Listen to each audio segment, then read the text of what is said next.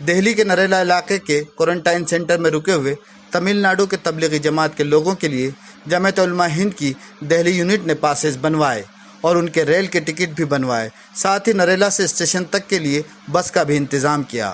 آج یہ سب لوگ اپنے گھروں کے لیے روانہ ہو گئے ہیں۔ جمعیت علماء کی کوشش تھی کہ یہ سب لوگ باقی کے رمضان اور عید اپنے گھر والوں کے ساتھ ہی منائیں۔ باقی بچے لوگوں کو بھی جلدی اپنے اپنے گھر بھیجنے کی بات انتظامیہ افسران سے ہو گئی ہے۔ لوگ جا رہے ہیں ٹرین میں 1000 کچھ لوگ ہیں جو پورے تمل ناڈو آندھرا وغیرہ پانڈی چیری کے کچھ لوگوں کے نام رہ گئے تھے، ابھی بات ہو گئی ڈی ایم صاحب سے آندھرا کے اور پانڈی چیری وغیرہ کے، انشاءاللہ ان کا بھی ہو جائے گا۔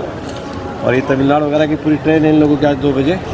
یہاں نریلا میں سب سے زیادہ لوگ تھے، باقی سلطان پوری میں اور کچھ بدرپور وغیرہ میں بھی تمل ناڈو کے لوگ ہیں، وہ سب جا رہے ہیں۔ بسیں باہر لگی ہوئی ہیں، دیکھو جا رہے باہر ادھر گیٹ کے باہر جو لے کے اسٹیشن تک جا رہی ہے یہاں سے بسیں۔